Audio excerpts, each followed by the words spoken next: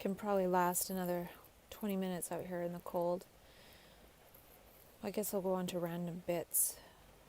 I was thinking, after rebounding, how do we celebrate our body cavity in the field of gravity? And when we sit, we compress our organs and move them out of the proper orientation. So it sort of changes our energy that way too. And how rebounding exercises every cell in one's body. And I think it actually helps us contain ecstasy. There's a lightness to it, and there's a celebration to it. I was thinking too, the experience of map consciousness or trance consciousness, going into one of those other states, is sort of like trying to use one's opposite hand than one's strong hand. It's almost like I'm right-handed, so going around all day using my left hand, I'd really have to pay attention, and it would get frustrating, and it's a little bit more difficult because it's something that I'm not used to. But by going into those states and then coming back, one can actually get better at it, just like people can get better at using their left hand if they consciously use it. So just because the first time is a complete disaster and ends in a total nosedive doesn't mean that that's how it's going to be. I was also thinking about how our standard of living actually keeps us in a prison. We have this sort of cozy standard of living, so we make our little cozy prisons for ourselves, and then we're in isolation, and then we feel lonely, and then we think, well, I'm in this prison with all this stuff, why don't I feel happy? But we don't live together the way we're designed to live together. So our good standard of living is more like a good standard of dying, a slow death. I was thinking too that maybe when I get more into my embodied manic self, I'll be called to invite people to be more childlike. Because if people are more childlike in general, that's going to make everyone happier, and there would be less instances of crisis. There's one thing I want to work on, which is bringing emotional CPR here to help people who are in distress. That's very important. It's important to have that safety. It's important to not be pathologized unless completely necessary when one is distressed. And then the other thing is just being more childlike in general will decrease the overall resonance of distress because people are not taking themselves so seriously, etc. So I think that is a different level to work on it. I think it's important to have the safety, and then it's important to go for thriving. And this would be a way for me to be unconditionally loving towards the ones that would choose to pathologize me. Anyone in society might choose to pathologize me. If they see me in distress, they think, wow, I better call the police or something, for example, versus being equipped themselves to help me. And I'm not blaming anyone for that at this point. That's where the distress help comes in. But then also being able to meet with so-called normal people in order to be playful and be childlike, that brings us together, that unites us. That is a space, that is a relationship beyond, oh, this is the normal person and this is the person that has a mental illness. Those common dimensions of humanity we all have. And it's because we're not existing in those common dimensions that we have this inaction of thought pile up and stress us out. And then now we need normal people to not be childlike because they have to be professionals. So we both want to be in that domain. It's like the people who get diagnosed with something can't pretend anymore, and the ones that are professionals can pretend that they don't want to be that way. And since we don't know how to just be ourselves and be childlike, we end up being distressed, and then we end up being pathologized. And when I was on my trampoline today, I was listening to my pumping playlist, and I was thinking, this is how this music moves me. And then I was thinking about how most of us have an ego voice saying things, and that's what moves us. or that's what actually constricts us and contracts us and keeps us consistent and locked into this narrow frame that we just want to burst out of. It's not very good music to dance to. I also had an insight about dopamine, and I don't want to talk about it that much longer because I've talked about it a lot. And when I say dopamine, I'm not trying to pretend that I know everything about physiology or neurochemistry or anything like that. It's just sort of representing the fact that the ego is like this chemical pleasure reaction. And I was thinking about how a lot of people get stuck in very unfortunate patterns where, say, they're staying in an abusive relationship. And I was thinking about how for some people pain is pleasure. Some people like to be like slapped or something and that turns them on, for example. And then I was thinking about how even if we have a negative voice in our head, it's giving us dopamine. It's giving us some sort of gratification of maybe knowing or something like that. So a person who goes back to an abusive partner over and over is still getting some kind of pleasure from it. But it's pain. But basically my insight was pain is pleasure. Pleasure and pain are the same thing. A certain touch at a certain pressure is pleasurable, and a bit further is pain. So it's more like the amount of it in a way.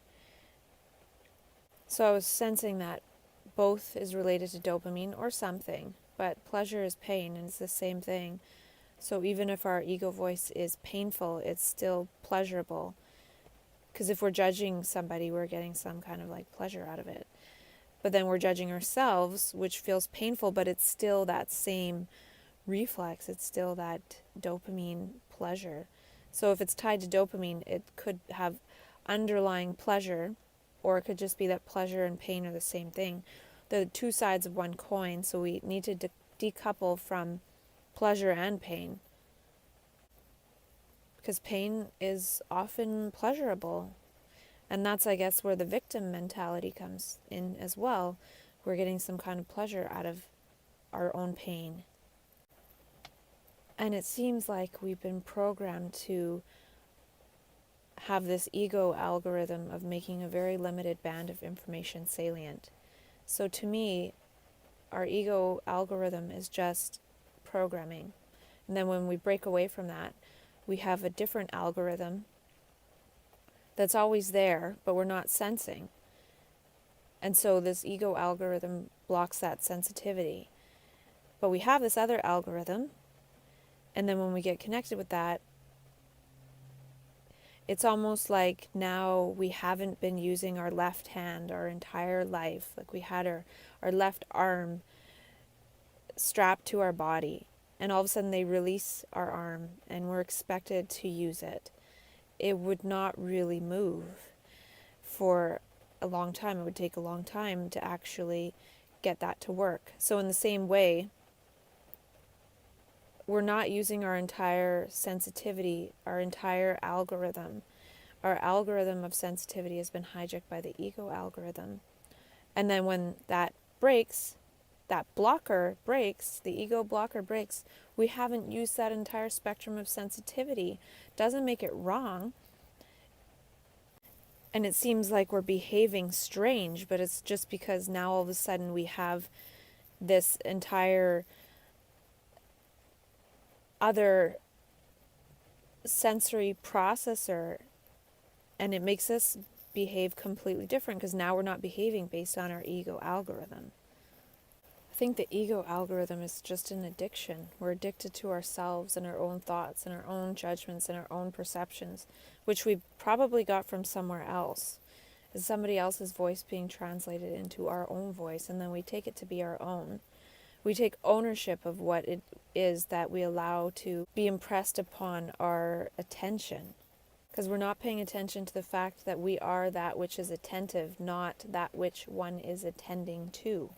And I think when we're really learning and engaged, we're not emoting, because emoting is remembering. and we remember, we're addicted to our own memories. So when we're remembering, we're having the whole dopaminingless experience. It's like saying right now is meaningless, so I'm going to have dopamine. And it continues the meaningless experience because we can't continue to derive meaning from our memories. We can temporarily to sort of lull us through something that's not the greatest, but not all the time. And I think this whole thing that's happening with me, where if I'm going on a certain path and I'm having an anxiety reaction, is like the applied kinesiology of my whole body saying, that's not my dream.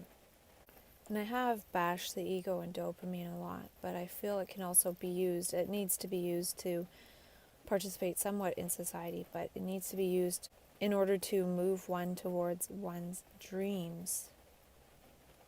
And I wrote a little bit here about something.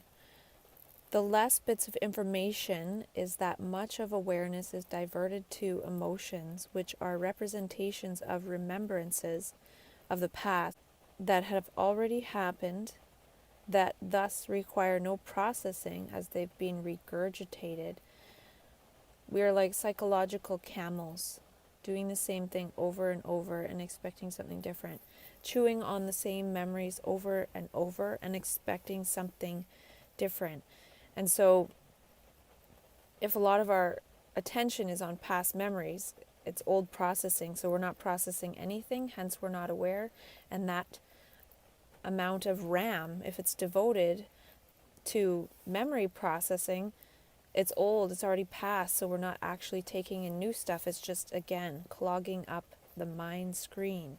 I was also thinking it would be cool to make my area, this whole coast, the safest place to experience trans consciousness, because there's always talk about, well, this is safe for gay people or transgender people, rainbow flag. Well, what about for trans consciousness people as well? People who see holistically, people who see from the perspective of Gaia a lot of the time. They're not thinking about their own personal ego. This makes them act differently, feel differently, participate differently. People with this Gaia consciousness are pathologized.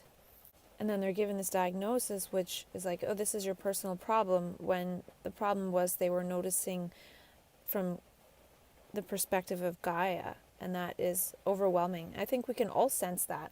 When I think about it, it's probably the sensor that Indigenous people have. They're just really sensitive to Gaia and the land and the trees and everything, and they would have to be that sensitive. Gives them a real respect for nature, and also sees that they're a part of that. And they can't just destroy it all. They're destroying themselves. And we've conditioned that out of us. I got something in the mail yesterday about most kids never walk in the forest, and they're collecting donations for a program to get kids to walk in the forest so they appreciate the forest and things. And I sent a tiny bit of money. I don't have very much at the moment, but I support that because I love walking in the forest, and it's so important to be connected to nature. And people are given this personal ego diagnosis problem to distract them from what they were sensing and what they wanted to act on, to just turn people into, go create a comfy little recovery prison for yourself and sit there and watch TV for the rest of your life. I think the voice hearer community might be my best bet to connect with people who don't want to be pathologized, because they're hearing voices, which is a typical symptom of pathology, and they're saying, no, it's not a pathology, I just hear voices. Well, I don't have a pathology, I just kind of see nature and what it means and how it relates and extrapolates and all those traits that I talked about from the highly sensitive person TED Talk. And I was thinking too, a lot of what I'm talking about, I'm like trying to move away from mental illness, and I'm thinking maybe I'm not moving away from mental illness, I'm just more so moving toward embodied mania and stuff that Krishnamurti talks about. That would be a way to frame it, in terms of moving toward instead of moving away from. I could quit my job and say, well, I can't work in this, or I could say, well, I'm going to live my dreams. And I wonder what the nutrition requirements are for bodies that aren't perpetually in stress. I wonder how that changes the gut bacteria and gut flora. I think rebounding starts to create some epigenetic changes to hold ecstasy. So does laughter. I'm getting back to these manic traits. I've gone around on this huge tangent of ego stuff and sort of talking about that. But I feel like I'm getting ready to do the whole embodied mania thing. And Krishnamurti talks about how thought is a material process. And I was thinking about how when we think, the brain cells move.